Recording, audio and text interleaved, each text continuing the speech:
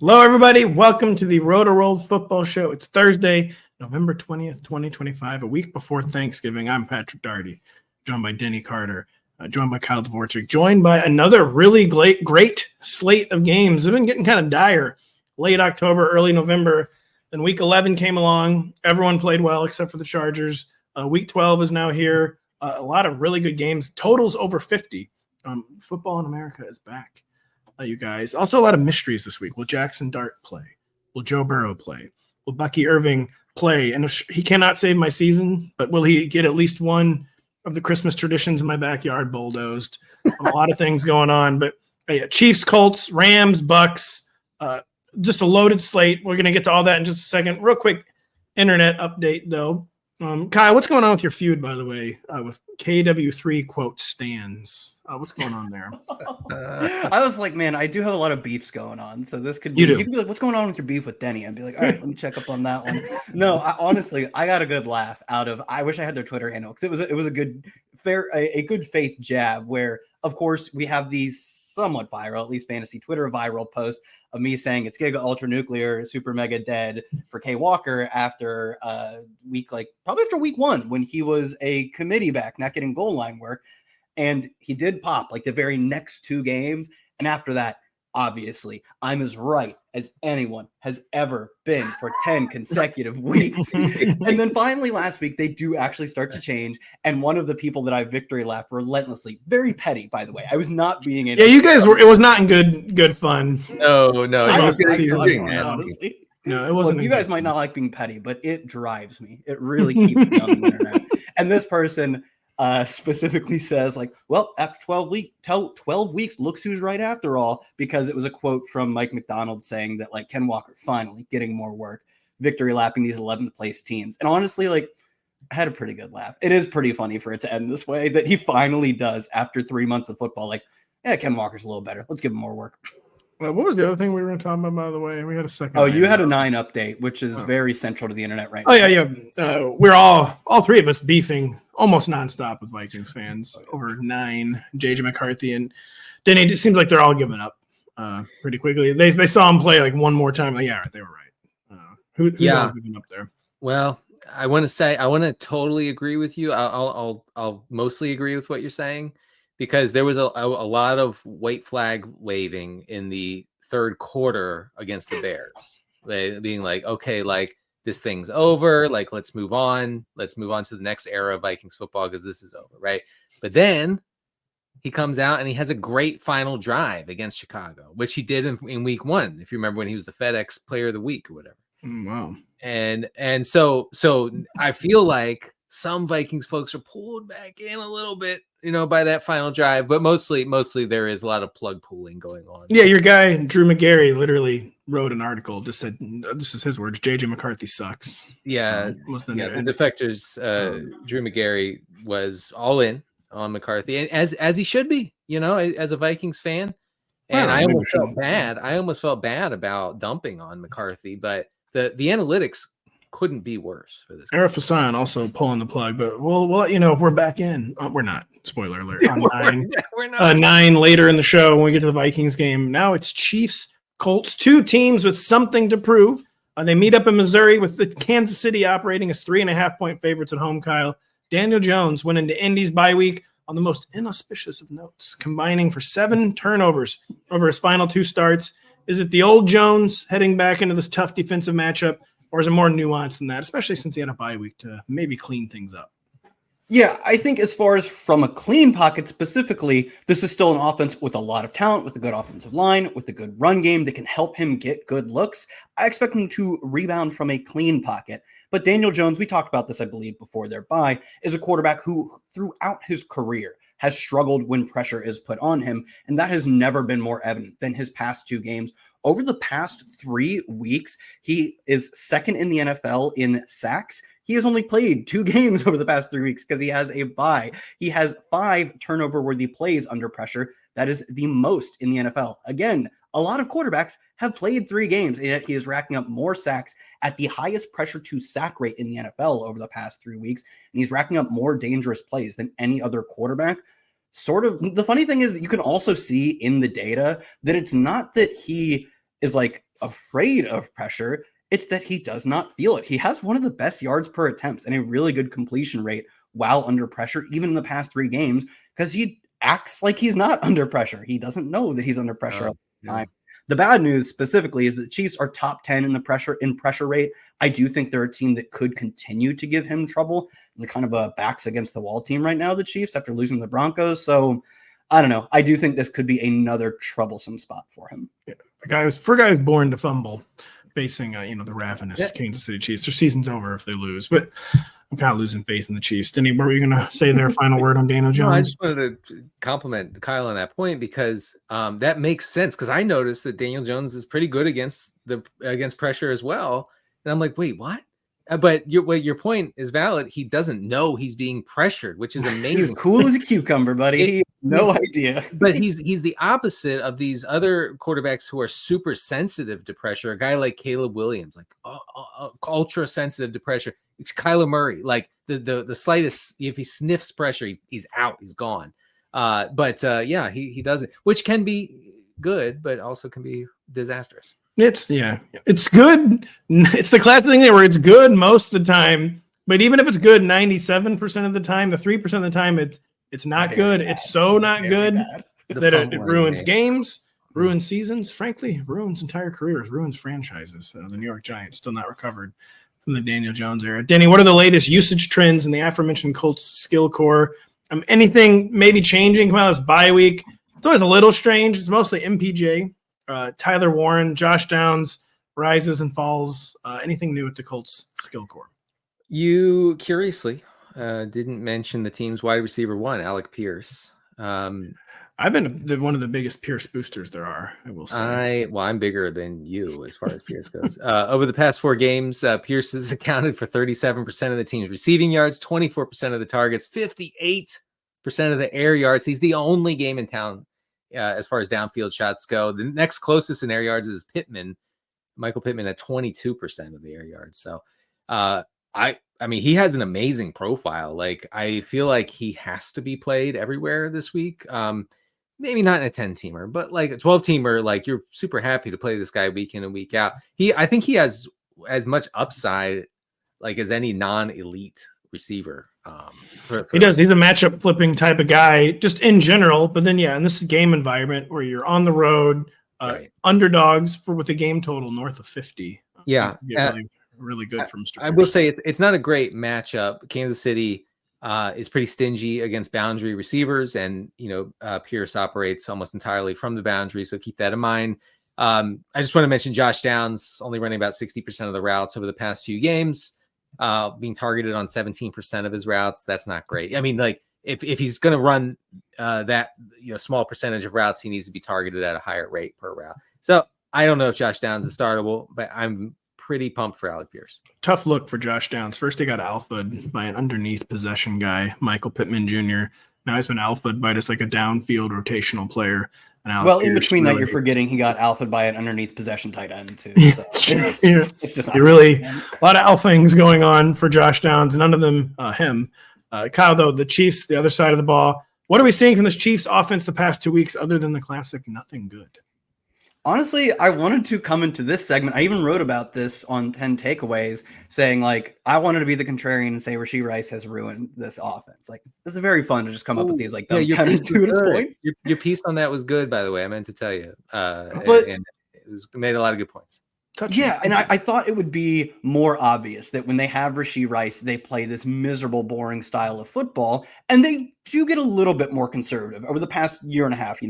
Last season plus this season, Mahomes' ADOT drops slightly. It's like 7.8 to 7.6. His deep throw rate drops slightly, but again, he drops like 1% in deep throw rate. And this year specifically, his ADOT has gone up. His deep throw rate since week 6, when his last game was week 7, or his first game was week 7. Since week 7, his ADOT's up. His deep throw rate's up. He's better at throwing deep.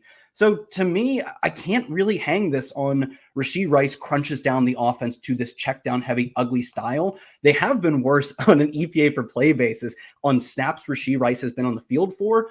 I honestly just kind of think it's fluky. He has 9 touchdowns compared to like 15 when Rashee Rice is on versus off. But Rashee Rice has only been out there for like 20% of the team snaps over the past 2 years. The interceptions, if I didn't say that's interceptions, 9 interceptions. Like only one of them is even targeting Rashee Rice. You just kind of run bad on throwing a bunch of interceptions when Rashee Rice is out there and it's not even his fault. And the numbers look bad. Maybe the only big difference I would say that I think is probably here to stay when Rashee Rice is out there versus not, Mahomes does scramble a lot less when they have Rashee Rice on the field. And I wish he would scramble more for my selfish fantasy purposes. But honestly, like you're a dynasty. Don't have your quarterback out there running. Take dumb, easy checkdowns to Rashee Rice or just throw it away when even if you're like whatever they are, 5-5, don't put him in harm's way. So over the past 2 weeks, honestly, it's just been sloppy play from Mahomes. It's his first and I believe second or third worst graded game by PFF this year. 2 of his worst games efficiency-wise, most turnover-worthy plays. I believe second and third most turnover-worthy plays. Mahomes played sloppy the past 2 weeks. I wanted to lay it all on Rashee Rice. No, the answer ultimately is it's good to have good players on the field. And just to your point that it's probably randomness. I mean, Rashee Rice's first 2 games back were utter smash spots, and the Raiders and Commanders, but the other teams just didn't compete at all. So what are you going to do there? And then 2 tougher road matchups. The bookending the bye with at Buffalo, at Denver is not great. That's one other point I had. That was my last point. Was these are 2 good defenses, specifically the Bills against the pass. They're like the 11th or 10th unit against the pass in terms of EPA. They're really, obviously, they're insanely susceptible to the run. Means absolutely nothing when you have the Chiefs backfield to run with. So they couldn't counter what the Bills do poorly, but good for the opposing offenses. And Broncos are just good defense. So Colts could go either way as a matchup. Then Thanksgiving Day in Big D, as it were known, Dallas, Texas. The Chiefs play one of the worst defenses in the league. I will say a Cowboys defense that has been better since the trade deadline. Chiefs backfield, by the way, Isaiah Pacheco practicing in full. Looks like he'll be back. Denny and I talked about it on a video on demand. We probably are still starting Kareem Hunt. But it's not really, it's kind of a good week to punt on the Chiefs backfield if you are able to do so. If you're not able to do so, we don't know what to tell you. Stop with the Bashard Smith stuff. Everybody's got to stop. No, keep the faith. Stay in line. Stay in line. It's been the tale of 2 games for the Lions with head coach Dan Campbell calling plays. They throttled the Commanders for getting dominated by the Eagles, Denny. Those were 2 wildly different matchups. But are there any sticky takeaways? Jared Goff did not want to be in the city of Philadelphia last Sunday night. Jared Goff, who is like one of the most accurate quarterbacks in the league since Dan Campbell took over the Lions, was 32% below his expected completion rate last week. Like Shedeur Sanders had the worst game ever in NFL history, and Goff was like right there. So pretty amazing stuff last week. As far as quarterback play goes, anyway, yeah, there are some sticky things here for the Lions. They were still pass heavy and neutral game script against the Eagles, 60%. That's pretty good. I mean, that's way higher than they were under Johnny/John Morton when he was calling plays. JMO, Kyle, plug your ears. He's kind of getting away with it, I hate to say. But wide receiver 1 overall, then wide receiver 8 overall. I'm going to guess what Denny is saying is he's still not earning targets at a high clip. I mean, and my counterpoint always in JMO, you don't need 1 million targets when you gain 40 yards every time you catch the ball. Well, he didn't do that for 2 months of the year. So I think Denny's saying until they change play callers, someone who actually knows how to use them. You guys are like, listen, right now, you guys are like parents yelling over me, the kid, telling me what I think.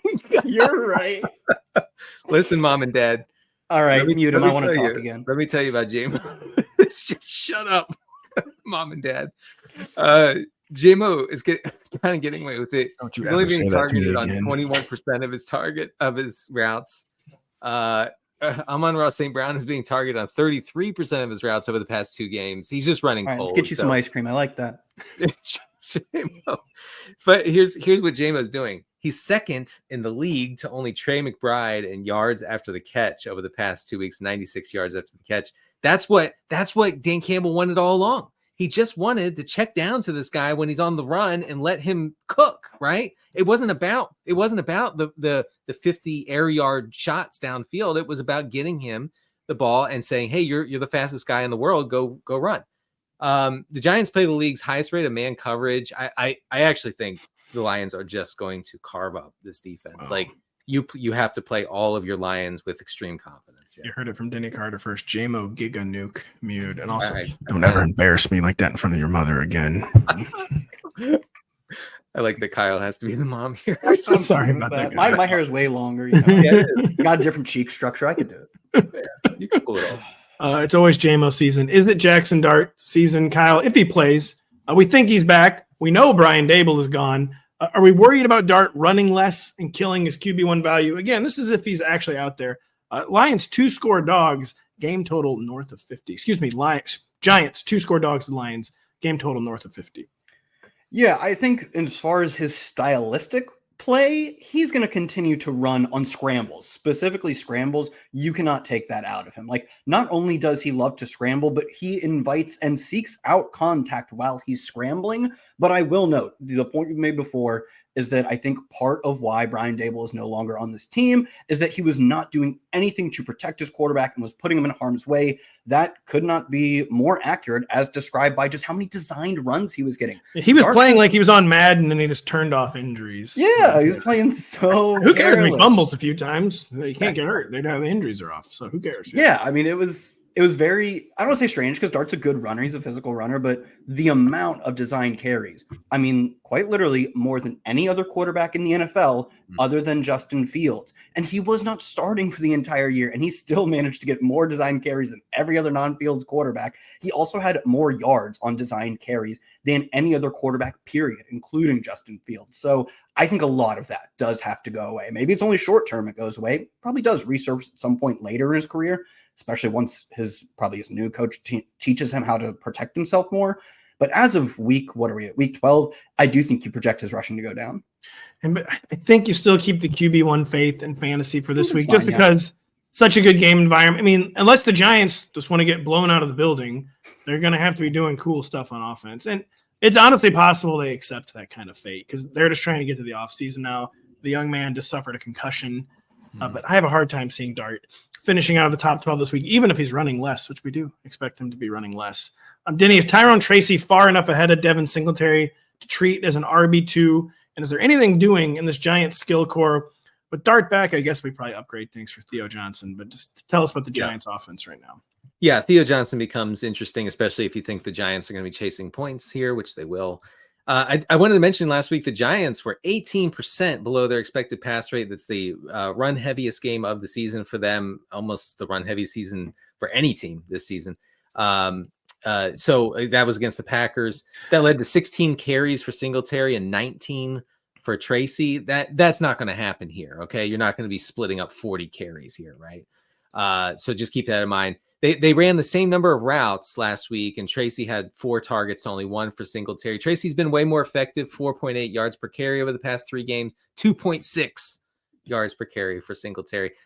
I'm still not starting Singletary, even though he's getting some green zone work. Tracy's the guy, I think. He is the guy. He's also kind of defaulting into low end RB2 status. I will say, don't feel great about that. And in an ideal world, you would still treat Tyrone Tracy more as a flex, but they also know it's evaluation mode time for the Giants. They're going to need to do cool stuff against the Lions. Again, if they have any interest in winning, Devin Singletary does not do cool stuff. Tyrone Tracy, the Lions really stop the run too. So They do. Getting Tyrone Tracy out in space or something, he legit downside, but also legit upside for Tyrone Tracy. That's 2 games down so far. We're going to take a short break. We'll be right back after this. This Sunday evening, 2 high-powered offenses clash in Southern California when Baker Mayfield and the Bucs face off with Matthew Stafford at the Rams. Football Night in America leads you up to kickoff of this NFC battle at 7 p.m. Eastern. You know what no one's talking about in this game, by the way? Literally not a single soul is talking about this being a Baker Mayfield revenge game. Oh, yeah. So what? You're right. This is the first I'm hearing of such a thing. And one of the reasons is obviously most people forgot he played for the Rams. And the other reason is I think he seems very grateful because they saved his career. They And, did. yeah. They really did. He's boys with Sean McVay. So hey, he's not going to have that fire and he's not going to have that dog in him this week. Looking like the best team in the league. I hate to say it. The Rams host the Bucs as nearly touchdown home favorites, Kyle Dvorchak. Tampa is 1-3 over the past month with their only victory coming against the New Orleans Saints. I saw that in a Disney World hotel room. This is not a good matchup. Is it getting difficult to trust Baker Mayfield as a QB1? I wanted to say no. It's like, he's a really good quarterback. He's a QB1 over the course of the year. It's a game with a pretty fun total. And over the past month, I think they have their bye in there, so it's actually kind of like 5 weeks. They faced really good defenses. Number 3 defense in EPA per drop back allowed. Number 5, number 11. The worst defense they've faced in their past 4 games is the number 18 defense, which I think is the Saints, in EPA per passing play allowed. Of course, the Bucs have crumbled against these defenses. They're like a bottom 5 passing team over the past month or past 5 weeks, and they do face another top 10 unit in the Rams this week. And Vegas, for as high of a total as this is, when you're a 6.5 point, basically a touchdown underdog, they have the Bucs have a 21.5 point team total. That's not terrible, but it's relatively low. It's the same as the maybe Aaron Rodgers, maybe Mason Rudolph Steelers. It's a 1/4 of a point over the road tripping Panthers. It's really not a good team total in the context of the comparable teams that are either right there, just below them. So if you told me you had them ranked as like the QB 13 to QB 14, I think that would check out at least a little bit. I'm going to ask Denny about the Bucs backfield, but Kyle, I know you're on top of the injury reports. Is Bucky Irving going to play? Like, look, I have about as dumb of an update as I can give you. Speaking on a radio show, Rondé Barber confidently said he's not playing this week, but he is. It looks like back-to-back limited practices. We don't have their Thursday injury report. He was out there. I genuinely don't know. I kind of lean no. Bucky, we are begging. We are actually. I am on my hands and knees begging for you to play football this week. I'm actually looking at him right now. All right. I am in tears. Bucky, please play. It got kind of weird. Denny, Deshaun Tucker's huge week 11 complicate what we hope is Bucky Irving's return. But again, we have no idea if Bucky Irving's playing. Sean Tucker had a massive game in week 11.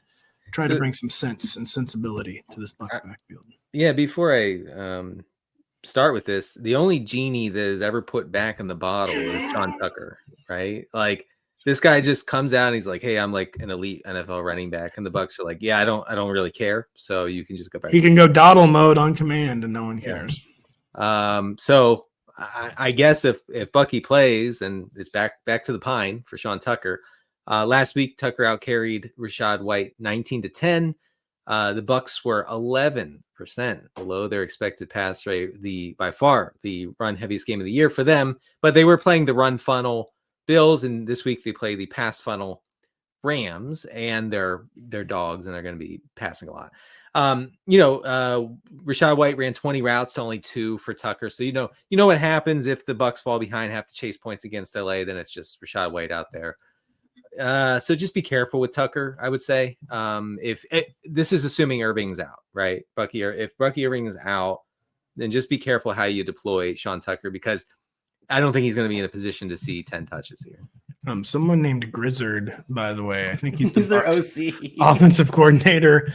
I said Sean Tucker will continue to see more workload. A note passed along by our producer, Adam Wise. Adam, thank you so much. He also said this morning, he said something along the lines of like, these guys, he's talking about Godwin and Bucky Irving, have been out for a long time. We wouldn't expect them to get up to 50 snaps right away. Like, obviously he throws out a high number there, but he already is that feels like he's cushioning the blow, right? He's like, wouldn't expect him to get up 50 because it's going to be at 0 today. Guess what, Bucky? Also, by the way, I don't even actually care if you play. I don't care at all. If you don't want to play, that's fine. If you can't play, I don't care. It doesn't. Listen, he's going to be 100% by the divisional round. So I haven't even thought about it since you got hurt, to be honest. I don't care at all. Playing hard to get. Kyle, anything of note on the Los Angeles Rams, who, again, may be the best team in football, also one of the most boring teams in football from a prognostication aspect. Devontae and Puka both seem like they're playing at less than 100%, but they are playing. Any thoughts on the Rams? Well, I had a note on Puka, and specifically the amount he was playing. Over his past 3 games, he has run about 2/3 of the team's routes. Yeah, he's being managed. Something is not right there. Well, they're also, I guess it's like chicken or egg situation. They're also playing a ton of 3 tight ends specifically, like more than any other team by a lot of margin.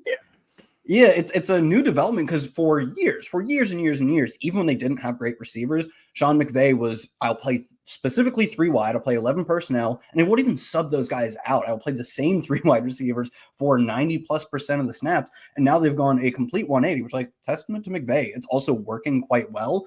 But in part, it's at least part of the reason that Puka isn't getting a full allotment of snaps. He's still racking up 30, like he's still racking up 32, I believe, percent target rate, which is elite, like true wide receiver one stuff. He is still a wide receiver one. This does feel like a slight ceiling limiter, something that is just the difference between him being the wide receiver one overall and being the wide receiver 5, 6, or 7 overall. Don't take him out of your lineups, but just note that if you don't see him out there for some plays, this is kind of what things have been trending toward, with maybe one exception. Tyler Higbee just got placed on IR. They have a stable of just a guy, tight ends, so maybe it doesn't change anything, but worth watching this week especially. That old Colts tight end assembly line has gone to LA. For some reason, there's just a new tight end every week somehow on the LA Rams. Yeah, Puka, he was almost like the consensus wide receiver one for a while. Yeah, he's more back to like in the wide receiver 4 or 5 pack. But we still like Puka. But Baker Mayfield really failing, not getting Josh Grizzard a job already. So Baker, you gotta step up. It's 1 year away. You gotta step up for your guy Grizz. Missing Jamar Chase after the superstar wideout failed to locate a second spitter. I'm not gonna let this joke die. No, you get his suspension overturned. The Bengals host the Patriots. I did say it's nearly 2-score dogs, Denny. That was before Joe Burrow kind of out of nowhere practiced in full on Wednesday. It's also still, so it's 6.5 right now, the spread, because the Bengals are like, listen, he's practicing full, but we have no idea if that means he's going to play. But we have no absolute clue if our quarterback who's taking the first team reps is going to play or not. I kind of think he's going to play, but really? Joe Burrow, he doesn't play a lot, so we don't actually know. I guess we'll have to keep following the situation. What was I even saying here? Denny, this is a dream. Yeah, this is a dream matchup for Drake and Hank Company, but we barely know who to talk about the Bengals. Sure, talk about the Patriots. Oh my God. We love it for Drake. We love it for all the Patriots, but we barely know who to trust in this sprawling skill core. Who can we start beyond Stephon Diggs? It appears Kayshon Boutte's back this week. I wrote about Patriots offense, among others, because they are producing. I wrote in regression files, if you want to check it out. Because they're producing a lot of air yards, and that has been good for whoever is the downfield guy, the main downfield guy for Drake May. Recently, it's been Mac Hollins because Kayshon Boutte's been out with a hamstring. No way to know if he's practicing this week. I may have forgotten. He's practicing. He's practicing in full, so it appears he is coming back. Mac Hollins is practicing Revolutionary War reenactment. Denny, we got to get you access to the Kayshon Boutte Discord. Once you get into his personal Discord, you'll get all the injury updates, which is a real thing. He really did post about his hamstring injury on his own personal Discord. Oh my! I didn't know that. That is the most Zoomer thing I've ever heard. It is not a joke. Yeah. So, like, whoever has that role, it's really valuable. Like Mac Hollins had 250 air yards over the past 2 games. Like that's wild. But so, if Kayshon Boutte comes back and reoccupies that role, then I think he becomes interesting here against a Bengals defense that has been burned deep plenty this season. They're just burned everywhere. That's the thing. Yeah, that's the thing. And look, please don't cut my mic, but Hunter Henry, look, he's playing a Bengals defense, allowing 9.8 tight end targets per game. That's the highest in the league. That's all I'm going to say. 9.8 targets. I think that's his season total. Somehow fewer than a full number. As someone who drafts either the funnest tight end ever, like all the Brock Bowers, or the worst tight end ever, I support this because, like, my teams are either Brock Bowers, George Kittle, or they're Zach Ertz and Juwan Johnson and Hunter Henry, just the dregs of society. Got a lot of Ertz teams. By the way, we need someone to infiltrate the Bucky Irving Discord desperately. Kyle, maybe the Joe Burrow Discord, what do we expect from this Bengals offense? I said without Jamar Chase, but I don't know, with Joe Burrow, without Joe Burrow, what do we expect? Very high game total. Again, one of many over 50. Real football is back this week, but what do we expect from these Cincinnati Bengals, other than the unexpected? Yeah, I kind of agree that I think if I had to bet all my money on it, I would put it on Joe Burrow. Flacco banged up dealing with the shoulder issue. I assume if Burrow can't play, Flacco will be fine. The good news is, like, yeah, I mean, they're wince mode with Flacco. Even if he tells the coaching staff he can't play, like, yeah, all right, we'll see you Sunday in the starting lineup.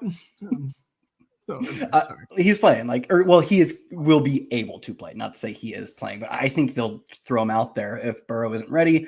And not to say that Flacco is better. He's not better. Folks, don't put it in the newspaper when they say he's better.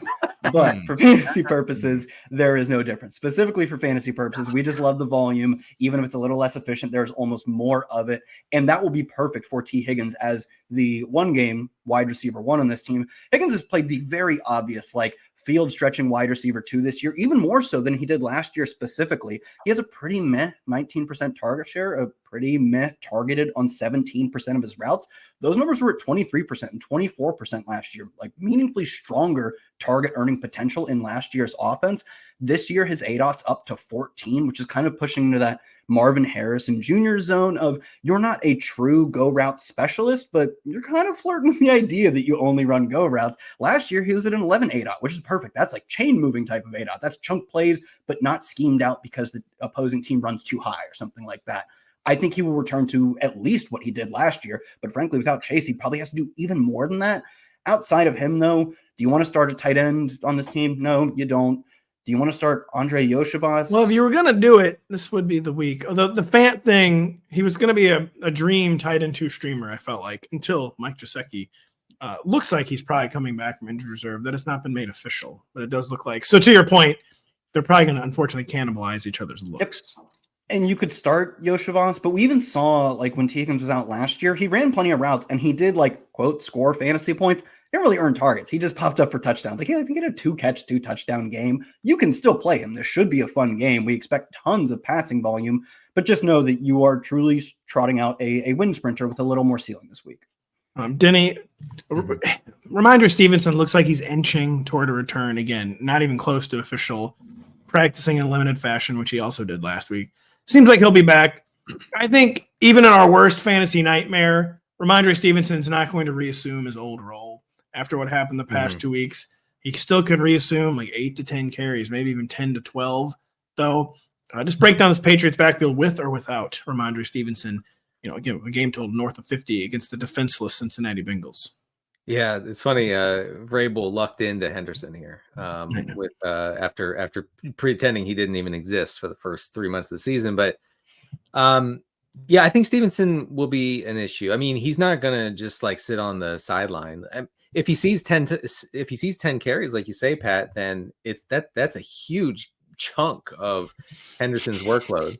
Henderson is running 71% of the routes over the past 2 weeks. I guess if he maintains that, maybe he can get by. And then there's part of me that thinks, who cares against the Bengals? You're just starting Henderson no matter what, because the Bengals rush defense is so bad. I have a lot of stats. I'll just read you one. They allow the second highest rate of rush yards before contact. And that's really like a runner like Henderson, an explosive guy. He depends on that sort of thing. Like he thrives on that sort of thing. It's like a Saquon Barkley situation. So he could go off with 12 touches. I really believe that against the Bengals.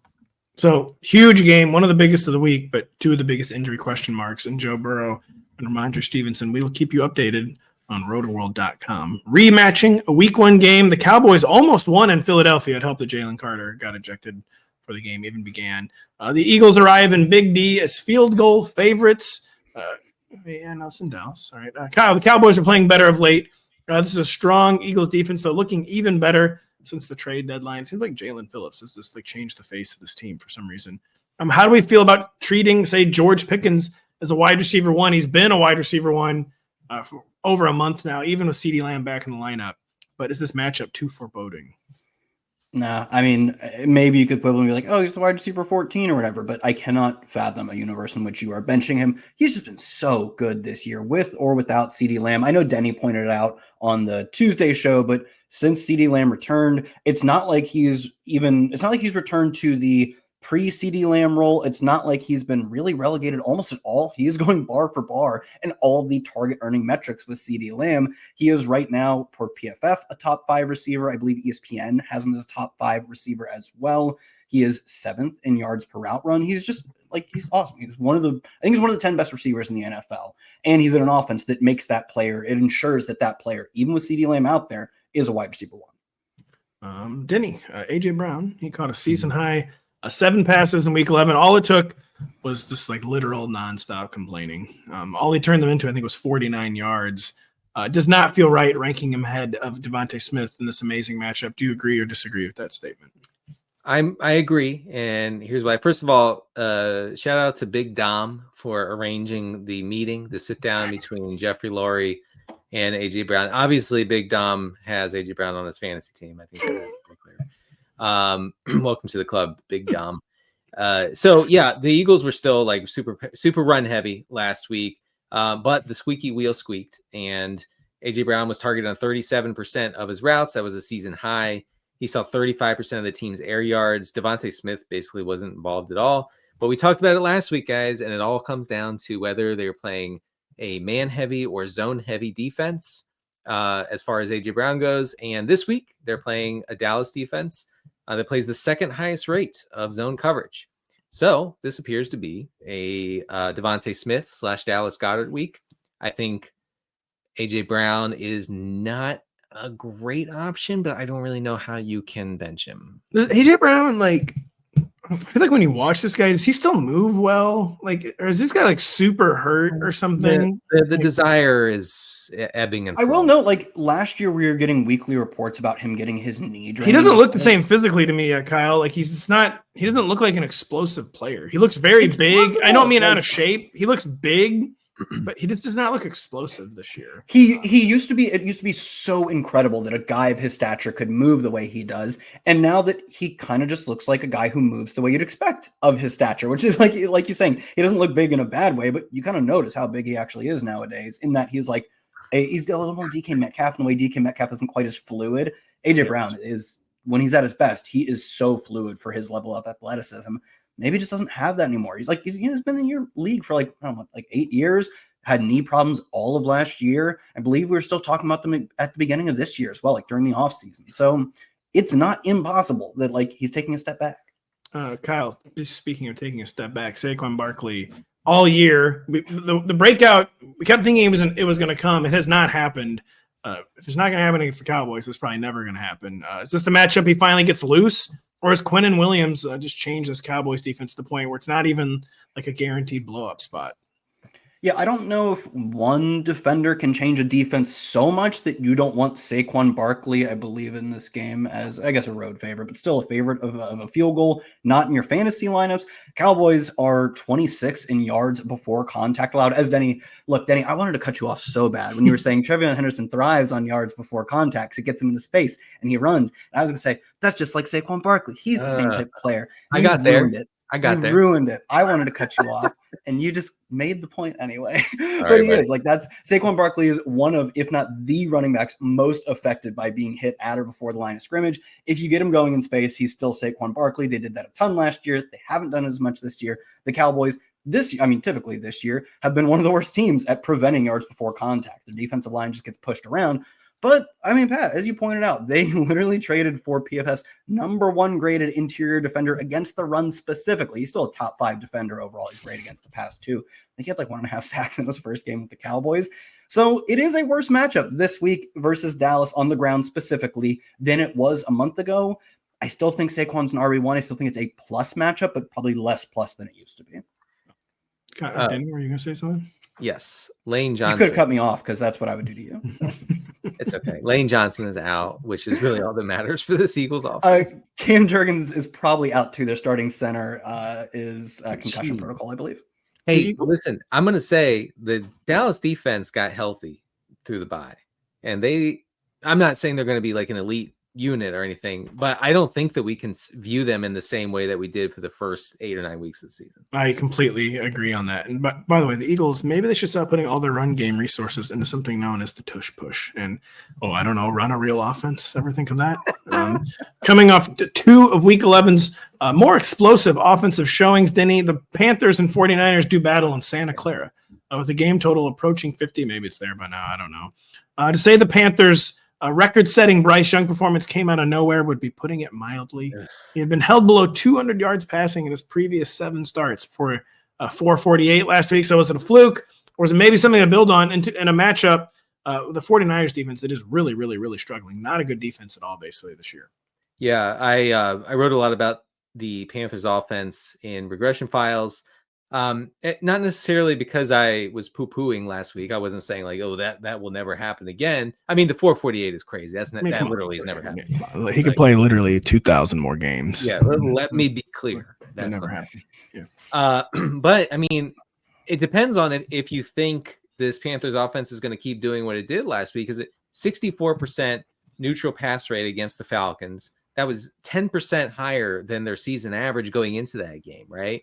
That's a big difference. That's a big shift in approach. So if that holds here against the pass funnel 49ers, I kind of think Bryce Young remains interesting. And I don't take much pleasure in saying that, but this Niners defense, I'm not going to bore you guys with the metrics, really bad over the past 6 weeks. Horrible. And so if you think there will be like an unusually high number of dropbacks for Bryce Young, that means Tedero McMillan becomes, well, you're playing him anyway, but he becomes interesting as maybe an upside play.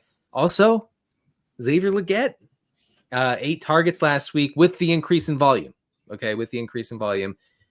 He becomes interesting. Jalen Coker. So keep going. I'm going to keep going because if you're making the bet that the Panthers are going to be giga ultra pass heavy, then somebody's got to get there, right? So Ted McMillan, obviously, maybe Legette. Jalen Coker's running all the slot routes basically, and the Niners are giving up the most slot targets and receptions this season. So it's a good matchup for Coker. You have anything on Jatavian Sanders? That'd be very disappointed if you didn't, right? Oh God, I do. It's a horrible situation. Him and Tommy T. Tremble the fifth are it's splitting routes, splitting targets. You're just hoping if you play one of those guys, you're hoping for a touchdown, but they're just sharing too much of that role to be viable, I think. We're about to talk about the Arizona Cardinals in a minute and how you can maybe point chase them. Point chasing, always one of the most dangerous things in fantasy football. But for all the reasons Denny just laid out, it feels very point chasey to bet on the Panthers coming anywhere close to replicating last week. But man, if you were going to create a setup for them to do that, this would be it. So we'll see what happens with the Panthers. Maybe they've turned a new leaf. Kyle, what did we see from the 49ers and Brock Purdy's return? Were they better? Were they worse? Were they about the same as they were under Mac Jones? Just give us back to the new look 49ers, which is the old look 49ers. Yeah, it's a better version of the 49ers. I think you can see it with like him really having that connection with George Kittle. Last week, he ranked 4th in EPA per play. This is Brock Purdy, 4th in EPA per play, 6th in completion percent over expected. On the year among players with at least 100 dropbacks, he is again 4th in EPA per play. Mac Jones is really good, 11th. Like you'd be very happy if your quarterback finished 11th in quarterback efficiency. But there's still another gear to be had, and Brock Purdy has that in the context of this offense. So I think it's like, call it like a 20% improvement for basically everyone involved. Denny, you might not have anything this. Are we going to get any Dowdle mode, by the way? If I'm not getting Bucky Irving mode, I need Dowdle mode. Are we getting Dowdle mode? I mean, Dowdle still like almost got there last week. I mean, he had a touchdown called back late in the game. I still don't know about that one. Still, I'm a little surprised they overturned it. I mean, I agree. I think he stepped out, and I'm surprised they overturned it. I agree. I think he did step out. I was a little surprised they overturned it. Yeah. So did you guys see the clip of him telling everyone on the sideline? He was yelling to Panthers fans. He's like, "I know what play will work here." And it was the screenplay that he busted the long, slightly non-touchdown. But he was telling everyone. He told Canales. He told the OC. I think he was telling me. He was in his Discord. Like, hope you still kept me in your lineup. Wow. So I went into Chuba Hubbard's Discord this week. It's really sad. Downcast over there. There are only 4 people left, but and I noticed that someone posted this stat. Dowdle has run 51 routes over the past 2 games to only 15 routes for Chuba Hubbard. So tough stuff for Hubbard, but that means that Dowdle is still involved. As a pass. Never been more over for Chuber. The Jacksonville Jaguars. They look ordinary on offense, Kyle, but they're winning games somehow. I really don't know how they're doing it, but they are. The Cardinals, meanwhile, are slinging the ball all over the yard, but not really winning. We will start with the Jags. What should we expect against this really mediocre Arizona defense? We believe with Brian Thomas Jr. returning, another one of this week's really uncertain injury situations. Seemed like he almost played last week. Not in full yet this week. I'd be surprised if we're not out there, though. Outlook for the Jags, with or without Brian Thomas Jr.? Yeah, like you said, Cards is kind of a middle of the road, not run funnel, not pass funnel. They're not great against the pass. They're slightly below average. They're like marginally above average in efficiency against the run. Teams, probably just because the Cardinals lose most of their games, have trended towards the run, but only like a -2% pass rate over expected. So really it's like, what has your team been doing lately? You'll probably continue to do that. Jags running backs are a little banged up right now, so I guess we'll have to kind of watch the injury report. I think both Etienne and Tootin end up playing. I think they both get a lot of work. And specifically, this does set up a good specific game for Jacksonville's screen game. They have thrown, or at least Trevor Lawrence has thrown, the fourth most screens among all quarterbacks this year. Those, not almost exclusively, but they do pretty often and end up going to Travis Etienne. The Cardinals are one of the worst teams, bottom 5 in both yards after the catch, per catch allowed, and yards per attempt allowed, specifically against screens. That type of game is it's right in Liam Cohn's bag. So I do think it's a good short passing game. Lots of both running and running back targets for hopefully both of them, but at least Travis Etienne. You kind of alluded to this. We think Tootin's going to play after tweaking his ankle last week, but is the breakout just on hold because of the injury? Because if he broke out, but then Travis Etienne had his best game in 2 months in the process as well. My fear is kind of just that the injury reset things, even if he plays. Is that too simplistic? This happened a little bit earlier in the year, too, where it looked like we were maybe getting like a 5 to 10 touches weekly for Bashal Tootin. Then he banged up his shoulder, and they really didn't let him do much for the next, like, it was like the next month. I will say Travis Etienne is also banged up. This time it's his shoulder that's banged up. So maybe that keeps the playing field a bit more even, where they don't really have a choice. They can't say, like, let's give it to the healthy back. Neither of them are 100%. So it did look like early in last week's game that Tootin might have completed the takeover. Early in the game, he started to look like he was going to out-carry Travis Etienne. He actually left the game early. I don't think we can rely on that and say he's now the lead back, but maybe I'm being optimistic because I drafted a lot of Tootin. I do think it's close to a 50-50. Targets probably still favor somewhat heavily Travis Etienne. Spirit Halloweens were being bulldozed the whole nationwide when Tootin was going off in that first half, and very sad what happened in the second. Denny, can you update us on Jacoby Brissett's season and what kind of matchup this is for Michael Wilson, wide receiver 1, Greg Dortch, clear wide receiver 2, and company? Can we possibly chase points with Michael Wilson after what was it? The only word for it is a gonzo week 11, Denny? Yeah, I mean, talk about goblin mode, right? Look, someday this Jacoby thing will end, and we will be sad someday. Yeah. All good things must pass. I'm here to tell you and the listeners and the viewers that this week is not that day. That it will continue until morale improves. The Jaguars are the most extreme pass funnel defense in the league. The Cardinals are averaging about 43 pass attempts and 325 air yards per game. Dude, this guy, it's like Joe Flacco's open source software. Like, anybody, if you can make this even better, like, I don't know if you can, but do what you will with it. Jacoby Brissett took it and perfected the Joe Flacco software. That's a really good way of putting it. It's horrible actually for real football. Like, let's be clear. The Cardinals stink. They stink. The Jags are really, really tough against slot receivers. So Dortch is a little bit of a iffy play. But they're really bad against boundary guys.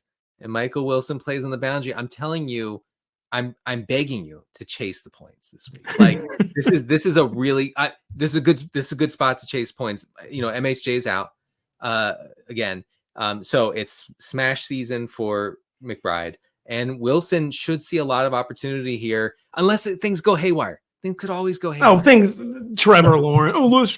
Trevor Lawrence. Right. Lawrence could throw 3 pick sixes in the first quarter, and we're all blown to true. hell. I hadn't even thought of that. Yeah, that's what Denny was talking about. I was like, man, I thought he meant like if the Jags got up big. I'm like, Denny, come on, be an adult. No. The problem is the other way.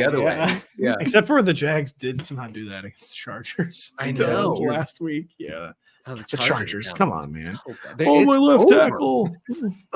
Good Lord, I can't believe. Oh, my left tackle, my right tackle, my right guard, my center, my left guard. Could the Chargers just ever be normal? Like, have you ever considered playing a football season where you didn't place 57% of your starters on injured reserve? Well, wait a second. No. They have normalized under Harbaugh in a per game situation, right? So like when they're up 14 in the fourth quarter, they just win the game, right? Whereas before with Staley, it was who knows. But now you're right. For the season, it's just completely haywire. I wanted to say about Michael Wilson, like, you need to find a way to get him into your 12-team lineup. That's what I'll say. I completely agree. And again, chasing points, you never feel good about it. It always makes you feel like a sucker. But the most yards by any wide receiver all season last week. So there's chasing points and there's that.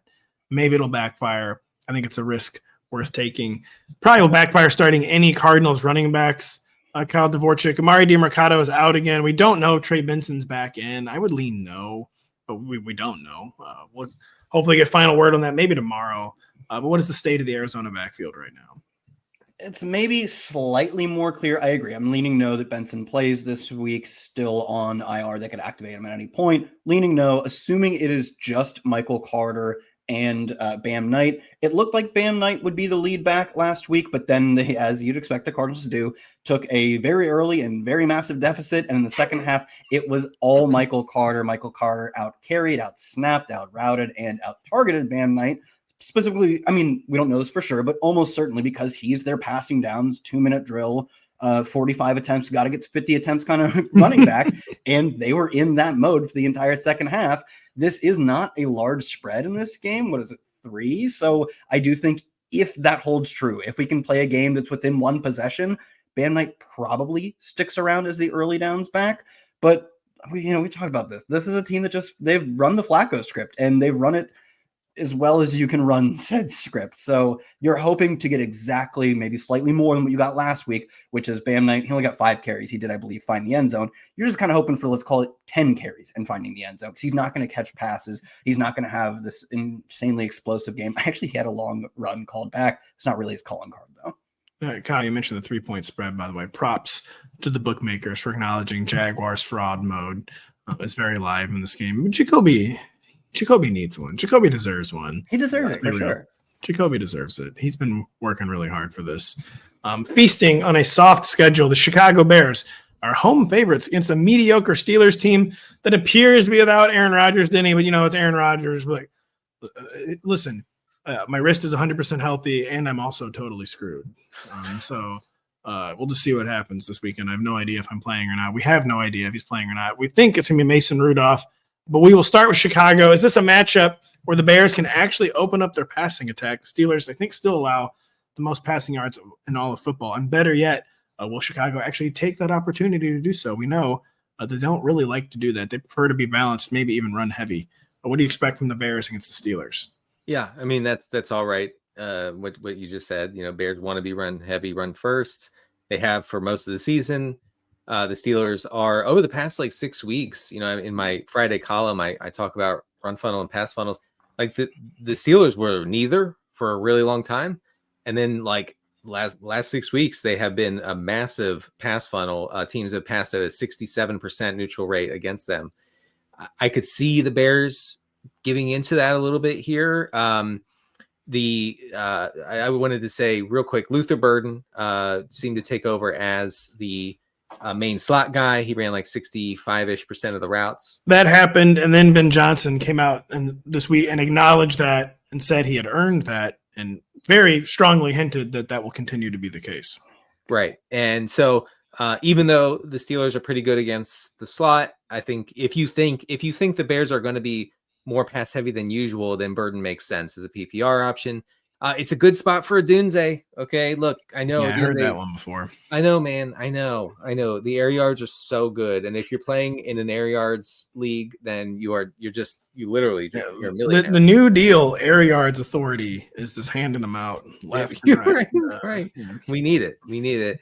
No team has allowed more receptions or yards to boundary receivers than the Steelers this season. So Dunze could be in for a decent game if Caleb Williams can deliver one good downfield challenge not accepted. Kyle, will the Steelers offense look any different if Aaron Rodgers doesn't play? I mean, I don't know if it's partly us being petty, but it just feels like there's absolutely no difference between Aaron Rodgers and Mason Rudolph at this point. Is that, again, I said this earlier, is that too simplistic, or is that maybe closer to accurate than people might think? Well, I would posit, I don't know if we're seeing Mason Rudolph this week. Rodgers is practicing as of Thursday, and this is a Bears team where he logged onto Twitter, saw one tweet that now we're going to destroy Aaron Rodgers. We're getting dub in the win column or whatever. And he's he's playing through it, man. So I don't I actually forgot he does have an ancestral hate of the Chicago Bears. Yeah, like this means a little more to him. I'm 100% sure this means a little more to him. So, and the Steelers really do need to start winning. Like I get the Ravens were ugly last week in a win, but the Ravens are hot on their heels. If the Steelers don't win the division, they're probably not going to make the playoffs. So Kyle must be new here. I know 7 seed Steelers. That's kind of their thing. I know. It would really be useful, even if they are making the playoffs either way. It would really be useful to get that first home field game. So I kind of think he does play. I will say I probably do think he's better in a meaningful sense than Mason Rudolph. He's 22nd in EPA per play, 16th in completion percent over expected. He's still has a lively arm once a drive. And they're like 3 or 4 plays where you're like, not quite Rodgers anymore, but he can muster that old man strength every now and then. And ultimately he's been relatively efficient, or at least average efficiency is almost exactly what you'd call it. I would expect Mason Rudolph to be less than that. Also, the Steelers have been very slightly, but ever so slightly positive in pass rate over expected this year. And that has been kind of a characteristic of late career Rodgers, especially when he's just a lot of times just checking it down, probably checking out of run plays. You'll get the ball anyway kind of game. But I will target you. It's just not going to be a run play. So I do think they would both be less efficient in the air and run the ball more often if they started Mason Rudolph. My lean is that doesn't happen. Mentioning the run game, Denny, it looks like Jaylen Warren's going to go, but he didn't practice Wednesday. I actually don't know. Limited. So he did come back to practice today. Thank you, Adam, for that. They said he's probably going to play. The last time he played at less than 100% health, there was a lot of Gainwell still. What do you make of the Steelers backfield this weekend? So, when Jaylen Warren is healthy, he's dominating the rushing attempts in the Pittsburgh backfield. But I looked into it, guys, and I scrolled through running back targets. And here's the thing about that. Kenny Gainwell, I call him Kenny because I know him, is 6th in both running back receptions and targets. When did this happen? What? Wow. It is I knew he was running. He's run all the routes in the past 2 weeks, and I still couldn't have told you that. That's crazy. Yeah, I was like, let's see if Gainwell's in the top 20. And I was like, oh, okay. Yeah, top 20. That's exactly what I would have guessed. Yeah. Steelers target the running back position at the league's 3rd highest rate, 26%. So I think you can maybe get away with Gainwell in PPR leagues, but really only PPR, because if Warren plays, then Gainwell is not going to see more than 3 carries, something in that range. I think if Warren plays, I'm probably ranking him outside the top 24, which that makes sense. I could live to regret that, but Bears run defense pretty bad per the metrics. I just feel he's banged up, and Kenneth Gainwell once again performed well when he was banged up last week. So I just have a little Jaylen Warren reticence this week, even if he's out there. But we don't know quite sure if he'll play. Seems like he's going to. The Jets finally did what had to be done and benched Justin Fields, Kyle. But the bookmakers still have them as 2 touchdown underdogs there, more or less. In Baltimore, again, I'm not sure how anyone can watch the Ravens right now and install them as 2 touchdown favorites over anybody, but I digress on this all the time. What, if anything, can we expect to be different for the Jets offense of Tyrod Taylor under center?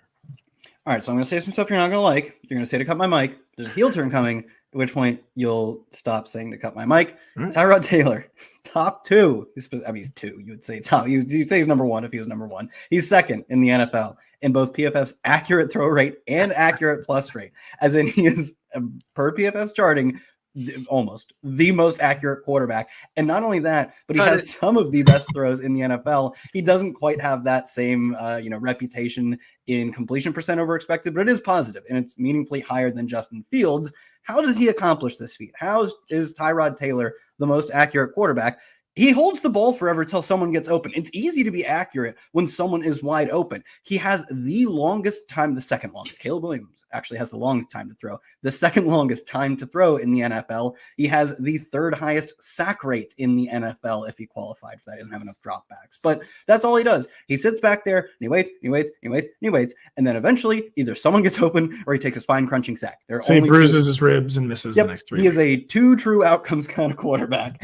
And I will say, if I cared about any of the pass catchers, I would say that's probably a modest upgrade, because Justin Fields takes sacks at the exact same rate. He just doesn't throw accurate passes. He also runs more and runs better. For my pass catchers, it's not really that good, but who cares? You could play anyone outside of Mason Taylor. I would not be playing Mason Taylor, it's tight end. They should maybe get some PPR scam stuff going. You could throw him out as a like knockoff version of Dalton Schultz, just a PPR guy. Adonai Mitchell and John Mechie are the classic, like if you desperately need a second or third flex in your 14-team league, where a situation I'm in, you can get them in there. Maybe something happens. Maybe they go 0.0. But that's where you're at with the Jets receivers. Yeah, the only guy you can actually start is Mason Taylor, and even that is pretty shaky, pretty flimsy. Denny Lamar Jackson is in a very bad slump right now. He's missing practice time with an ankle injury. He just hasn't been the same all year. He's been banged up. The explosive plays are not really there. This is not that great of a Ravens offense right now. It's not like the EPA and success rate stuff is down. He's not running quite as much. I'm trying not to get bogged down in the numbers, but just he runs, he's getting easily tackled from behind, which I had never seen until this season. Right. So none of that's good. I mean, this is a good matchup, but I feel like it's not as good as I thought it would be, because since week 7, the Jets have allowed the 7th lowest offensive success rate and are kind of middle of the road in EPA per play given up. Like they're not being like shredded like I thought they were. Some of that sample size still included Sauce Gardner and Quinton Williams, although Sauce was hurt even before the trade deadline. Yeah, it's a little curious. I mean, you know, obviously you're going to start Lamar Jackson. I guess like you're just starting Flowers, hoping that he catches like 7 passes, because he's not going to catch a touchdown. That's one thing, you know. He's good. 7 for 62 down there somewhere with Flowers. And then I think Mark Andrews has some like touchdown upside here. Yeah, cut his mic. Yeah. I mean, it's got some rushing touchdown upside. He could run a 32-yarder in. He's the only. Mark Andrews is the only guy who sees red zone targets in this. It is nuts. They treat him like he's like a god, including like constantly giving him tush push snaps. Yeah. Like this is the same Mark Andrews. Like I guess he's strong, but they really like him. Yeah. Boy, are they really obsessed with the Mark Andrews package? They have not been obsessed with the Keaton Mitchell package, Kyle. That is until of late. Justice Hill has been hurt. Is Keaton becoming a legit change of pace guy? Because this is kind of a team like hunting for sparks on offense. Keaton Mitchell has provided one. Is it enough though to translate into like desperation 12-team league starting ability? No, I mean, we're barely talking 14-team triple flex type of stuff. He has, quote, at least 4 carries in 4 straight games, but I believe, if I remember correctly, those totals are 4 for 4, 6. So at least is doing a lot of heavy lifting there. No more than 6. And that season high 6 came last week with Justice Hill out. I believe Justice Hill's practicing full. I know he's at practice. So he's probably back. There were a few games where he was getting a handful of carries even while Justice Hill was out there. But like you hang your hat on 4 carries and maybe a catch, but Justice Hill is the route runner. The change of pace is only between the tackles, and Derrick Henry is still more than capable of taking 20 plus carries. So no, he's a fun roster. Maybe they start to flirt with the idea of getting him closer to that 8 touches in a game. We have not seen that yet outside of last week, which again, that was Justice Hill being out was what caused that. Neither the Vikings nor the Packers are making it look easy right now, but the Pack, they're at least actually winning. Denny, are there any J.J. McCarthy positives to build on heading into this difficult defensive matchup? How far do we fade the Vikings skill core? Again, the Vikings diehards beginning to pull the plug on 9. Mm-hmm. Give us the state of 9 in Minnesota.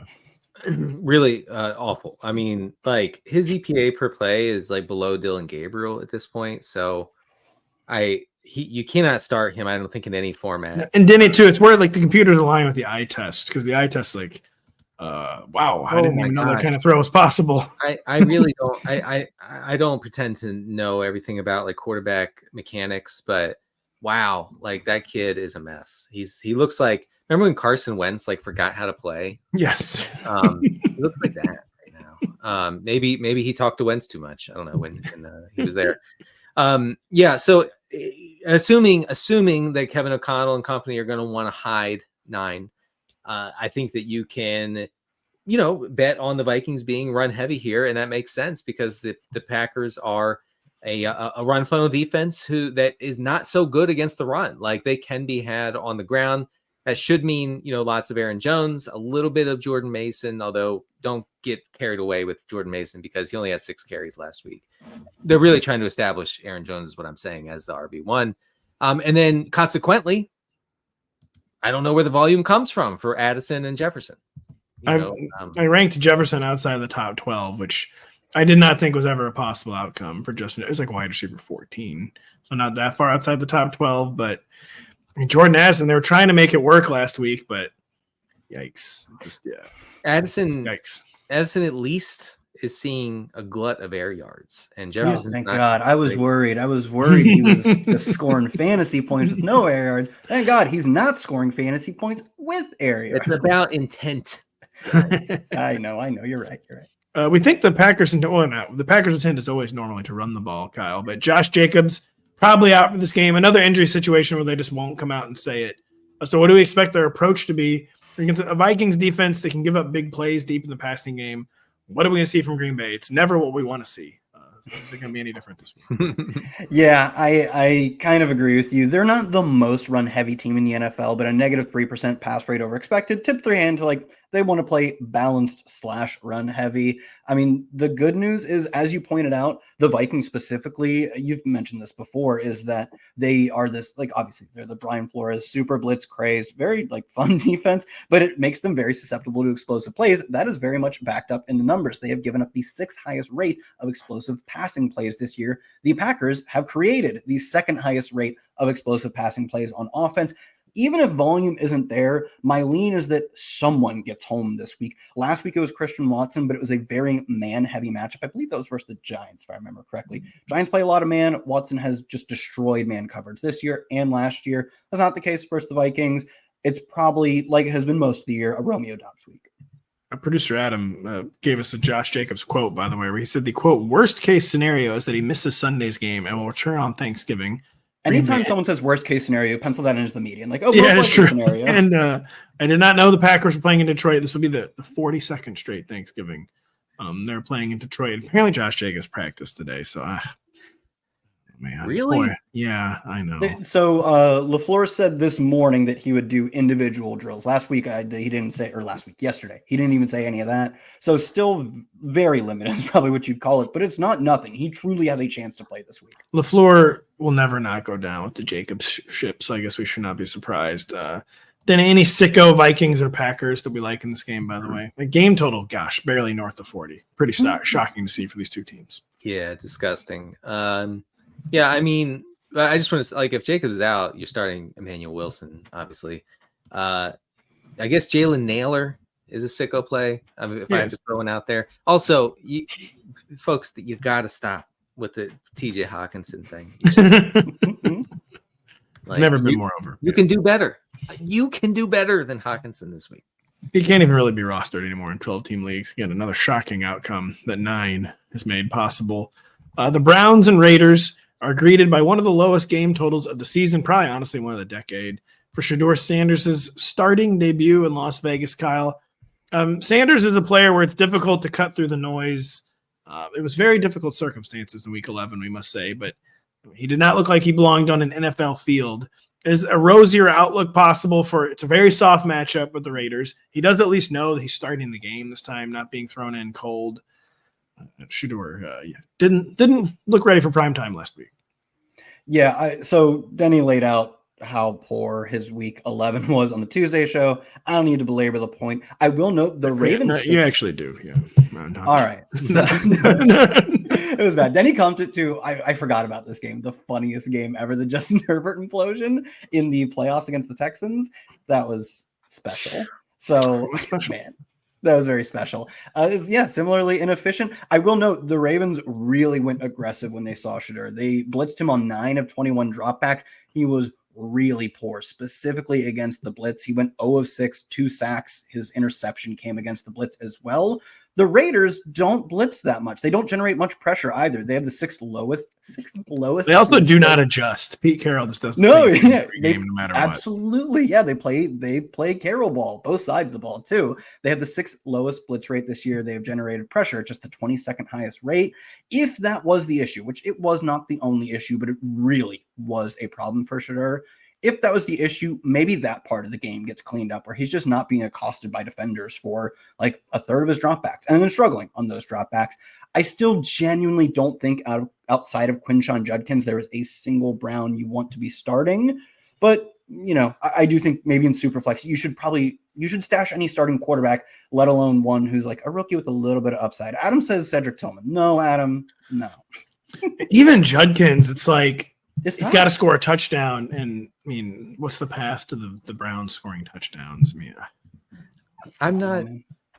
Listen. All right. I'm ready. What heinous take is Denny about to throw out here? He thinks Shador is good now, I think.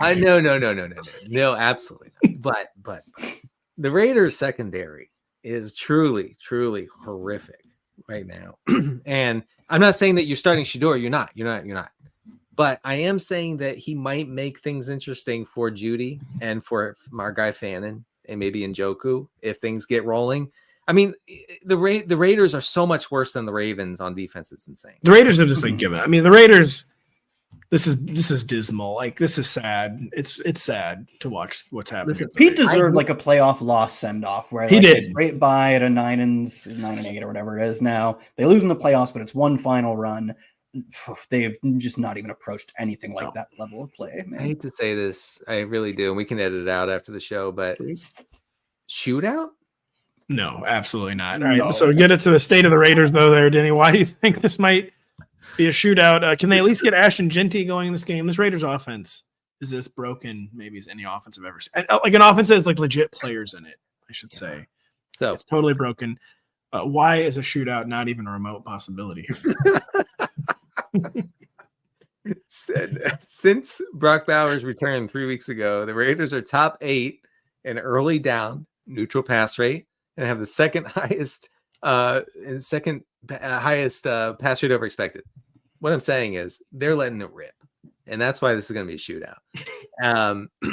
They're not trying to establish it. Boy, this actually might be your worst opinion ever uttered on the show. Okay, wait a second.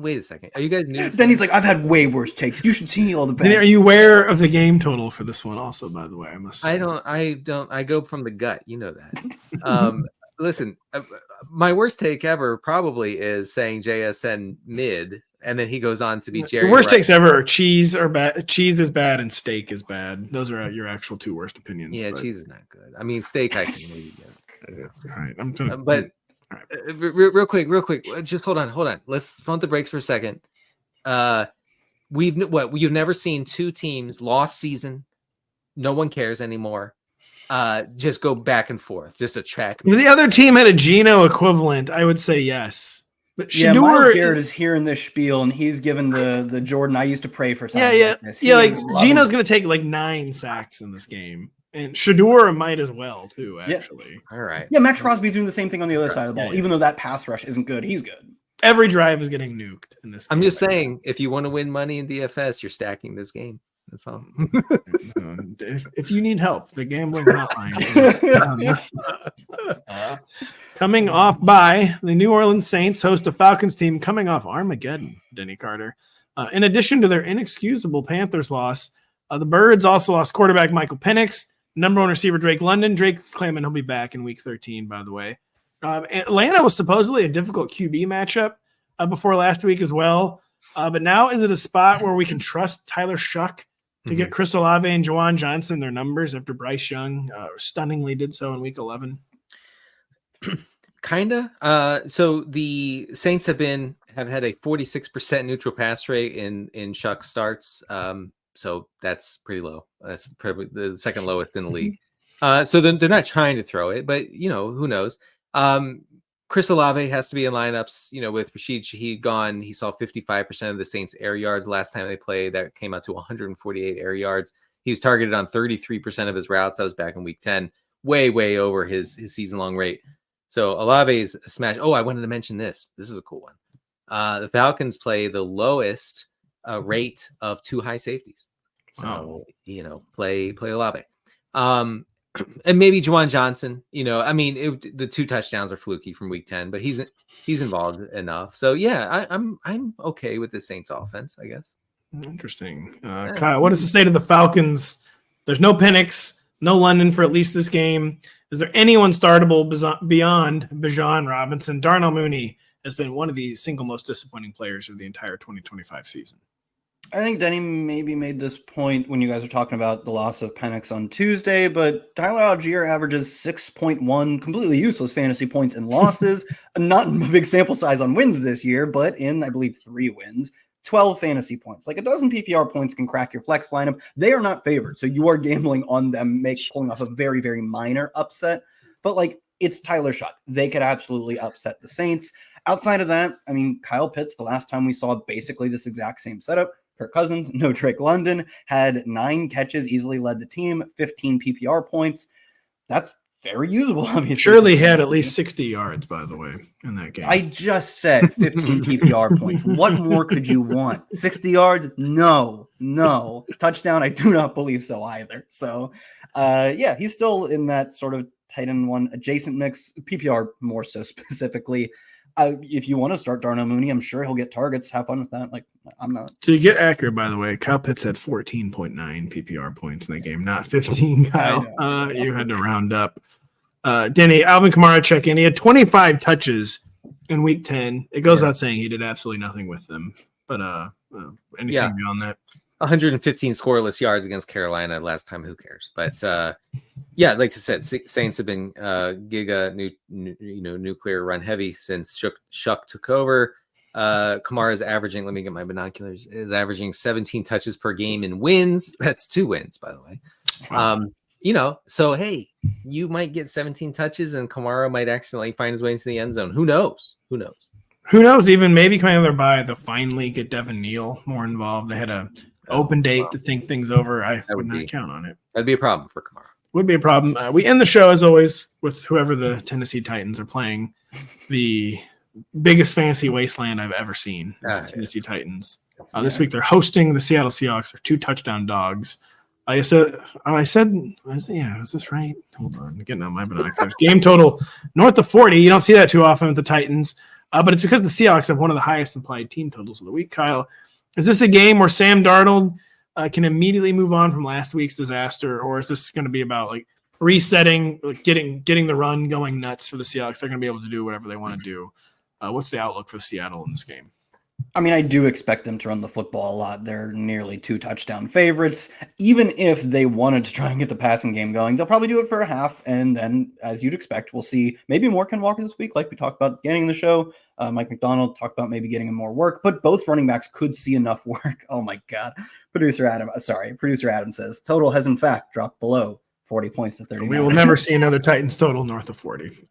So I expect at least, though, a very efficient, probably just 1/2 of passing game from Sam Darnold. He leads the league in yards per attempt from a clean pocket. He's over 1 yard higher than the number 2 quarterback. Like, the difference between him and the number 2 quarterback in just straight up yards per attempt from a clean pocket is the same as the difference between like QB2 and QB9. He's awesome when the play goes as structured. The Titans are 28th in pressure rate this year. They cannot cause any chaos for opposing quarterbacks. It's exactly what you want for Sam Darnold. Should be a very fun, probably just 1/2 of passing game. And yeah, I mean, he might not reach 20 attempts. The over-under for Darnold attempts is probably like 24.5 in this game, because especially after last week, they do not ever want him throwing the ball 44 times again. It's why, so we talk about chasing points with Michael Wilson, and it's good to do that this week. It's not as good to chase A.J. Barner's points from last week. 11 targets. But that's tough for you to admit, too. It's the biggest Barner booster there is. Yeah, no, look, I'm objective, okay? I'm a robot when it comes to this stuff. 11 targets, that ain't happening this week. I mean, honestly, it would be shocking if you saw 5 targets here, even if he runs 70 or 80% of the routes. You know what I mean? I do want to say, just quickly, that Jeffrey Simmons back for the Titans. Yep. This defense is better with him. It's a lot better with him. We'll say. I want to point that out because maybe the Seahawks will be forced to throw the ball 28 times rather than 22 times. You mentioned the word objective, by the way. Listen, I enjoyed Seahawks coach Mike McDonald like making everyone as angry as humanly possible with their backfield. But he realized the only objective conclusion, if you watch these guys, Denny, is that Kenneth Walker III, even though he's not good, should be earning more work than Zach Charbonnet because he's far worse. It's a time for a big rankings adjustment after Mike McDonald finds, all right, you got me. We tried that. It didn't work. Yeah. No, I mean, you got to adjust. Charbonnet is just so awful. It's actually hard to describe. It's hard to explain. If Seahawks fans got really mad at me online a few weeks ago when I was like, this guy's the worst running back in the league.